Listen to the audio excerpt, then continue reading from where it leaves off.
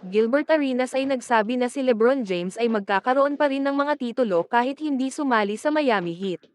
Si LeBron James kamakailan ay nagbigay ng pahayag na mananatili pa rin siyang magaling kahit hindi siya pumunta sa Miami Heat.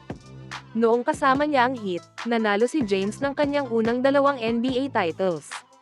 Mahalaga na tandaan na kamakailan lang nagbigay linaw si LeBron na kung hindi siya pumunta sa South Florida, baka mas mababa ang bilang ng kanyang mga singsing kumpara sa kasalukuyan. Gayunpaman, iniisip ni dating NBA star Gilbert Arenas na pareho pa rin ang bilang ng mga singsing ni James kahit hindi siya sumali sa Heat. Nasaan man siya pumunta, championship, sabi ni Arenas nang tanungin kung ano ang mangyayari kung si James ay pumunta sa Western Conference kaysa sa pagsali sa Heat. Tinanong siya kung si James ay mananalo laban kay Kobe Bryant, at ang kanyang simpleng sagot ay, oo. Ipinaliwanag ni Arenas ang kanyang opinyon. Noong libre si LeBron James, Chris Bosh, si Dwayne Wade, at si Mike Miller ay nagkasama-sama. Kaya sa teorya, kahit saan siya pumunta, mananalo sila ng mga championship. Sa usapan, tinanong si Arenas kung mananalo pa rin si James ng 2 championship kahit hindi sumali sa Heat, at sinabi niyang oo. Sa totoo lang, nanalo si James ng kanyang unang NBA title noong 2012 sa Miami bago kunin ang pangalawang titulo noong 2013.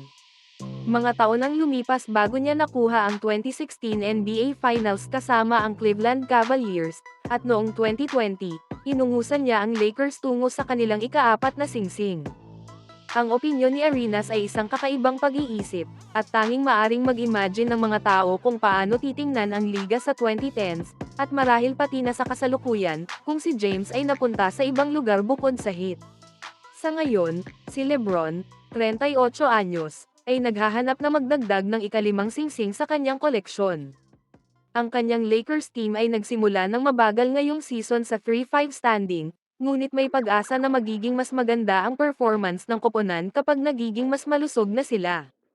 Ang Lakers ay umabot sa Western Conference Finals noong nakaraang season bago sila wasakin ng Denver Nuggets.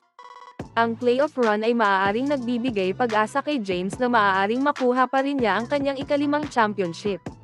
Ang 19 na time All-Star, na ngayon ay nasa kanyang ika-21 na season sa NBA, ay tiyak na nais magdagdag pa sa kanyang resume ng isa pang kampyonato.